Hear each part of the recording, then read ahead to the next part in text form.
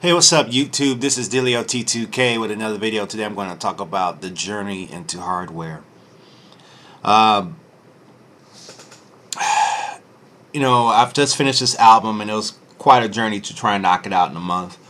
But I did. And, while I was, making music, I was always, looking around for vibes, looking around for new things. And, I started looking at more hardware. And it all started with Machine.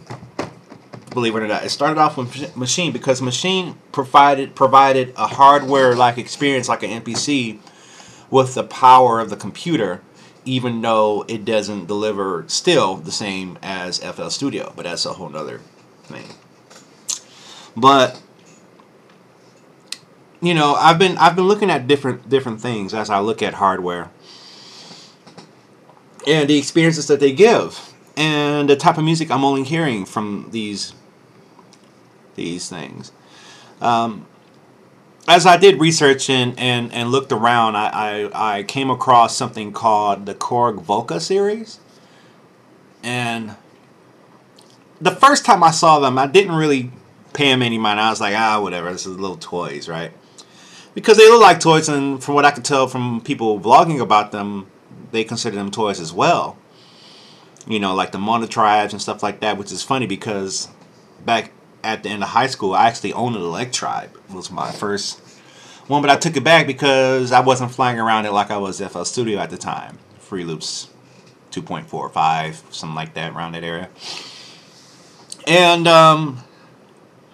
but then I started looking at the Volca series, and because I got all analog, like, oh god, analog, wow, and I kind of became a new fan of that because previously I haven't experienced analog. Everything was more wavetable based and analog emulation. Well, why are we, I guess the greatest form of flattery is imitation. So let me check out what a lot of people are trying to imitate via the software. So I looked at the Korg Volca series and I was like, wow, that's pretty interesting. I'm not fully pleased with everything that it does, but it's got some merit. And then the price point, just to get your hands wet in it, $150 a unit, just to get your hands wet with it, with the analog sequencing device, an analog piece of gear, analog synthesizer. I thought that was pretty cool. And for a long time, people have tried to emulate the Roland TB303, and that Volca bass almost sounds like it. There's a lot of remakes and stuff like that, and a lot of peers have their opinions about it, but I thought it was pretty cool. I want to get it and find out what the fuss is about. They don't really have stuff like that on display in Guitar Center or places like that. It's all, it's all kind of bad, that you don't really have places you can try it out at. Or a lot of times that Guitar Center is not hooked up, and I really don't feel like going behind all their stuff and hooking it up for them. And then I started looking at the products from Electron. ELEKTRON. Like, who are these people? And I saw it, but I didn't pay it much attention because, I was still kind of more in a VST kind of world. And then I looked at these, I'm like, wow, these things sound really good. Oh, they cost, but it's a piece of hardware. It's a piece of hardware, and, during the making of this album, it's kind of funny. Because I come from a limited equipment background, meaning that I don't have the latest computers. I don't have the latest Mac Pro. I work on a Mac Mini. I've done maybe 4 or 5 albums on the Mac Mini, not on my own, but for other people. And I would keep working on Machine, and then I start running into those buffer underruns, and then I gotta turn the buffer up. But then when I hit the button, I get that delay, so then the feel goes away. So I have to compensate for the feel. And I said, screw it. You know what? I'm just going to use my motif and track it in real time and play it live in Pro Tools. And my Mac Mini was like, okay, straight. I can record audio. That's nothing. That's a lot better for a limited system like me to just record a WAV file in stereo than to process all these algorithms in this VST plugin and reverb stuff like that. And I was like, you know what? Because because like at the end of the day, the listener's not gonna care if he used a motif piano or a Triton piano, and all producers know what a Triton piano sounds like because it has that sound. And they don't care. They like to enjoy good music. It is us, these music people, these producers, whatever, that care about, oh, he used the motif. And, you know, oh, I'm better because I can tell what you used in your music. I'm not the one, I'm not your customer, but I can tell. And it doesn't matter. You know, like, I might start using this more because it is a hardware piece of gear. Does it sound as good as the 5 gigabyte sound library from whatever Session Strings? No, it doesn't. No, it doesn't. But who cares? The consumer who goes to work at a 9 to 5, not really studying music, is too busy to really contemplate the differences between an analog waveform or not, or a wavetable string or not. They don't care. You can explain it to them. They're like, what? What are you talking about? You know? And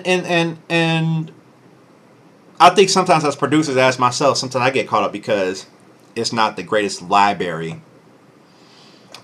And it's like, crap, this song is really great if I can run this library out to the community. But, you know, not everybody has the equipment. Some people have excess money to spend on music stuff and then entertainment. You know, they got that. But I'm speaking for those who don't. And for those, I'm speaking only to those and for those who have to be concerned about where they invest their money. But let me take you back to Electron and their products. The Analog 4. You know, and I was really impressed by it, by the sounds. And then they got another one called the Mono Machine, and they got another one called the Octatrack. And what started making me looking at them was I was looking at the Volca series and how they were connecting it to the Octatrack and doing real-time effects in real time. And that, I remember how fun that is to do effects in real time. You know, yeah, you can load a plugin in Pro Tools in your session and put it on a stereo bus of your music production, whatever, and then, you know, flick a knob here or there. But it's, I don't know, it's just, there's a different element of that. But then another thing I don't see is that I don't hear, or let me put this, I don't know, and I don't hear a lot of R&B and hip-hop produced on these analog machines. Most I hear is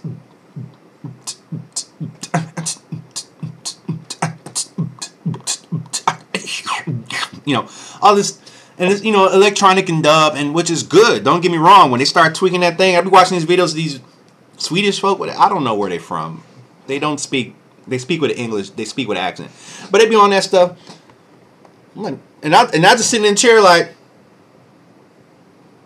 what? Oh, that's fat. I could use that. And you're like, wait a minute. What? Why? What's the? You know, all the producers at these beat battles, I ask them, yo, what you use? Oh, I use Reasons. That's a whole nother video. I use Reasons, or I use Fruit. Oh, I use the MPC, man. I don't hear much talk about analog and the joys of it in these hardware pieces. I don't hear about it often. I'm not saying nobody who makes hip-hop, R&B, whatever, doesn't use it. I'm just saying that I don't hear it very often. And you know, it makes me want to explore it even more. I've explored VST plugins. I've seen what it can do. And I know they need horsepower to push them. You need cores running in your system. You need RAM running in your system. You need drives that can spin that stuff up and get it moving quickly in your system. But the reality is not everybody has that, and not everybody can get that as quickly as they like. Trust me, if I can get all the equipment I like, this whole room will be lit up with gear. You wouldn't even see this window right there. Not the case, but what I've learned to do is to use and appreciate what I have to the fullest extent of my ability and beyond. And so I'm interested in hardware pieces. Have you guys messed with any hardware pieces? Do you like it better than software? Voice your opinions. It's 10 minutes. I'm done talking. Peace.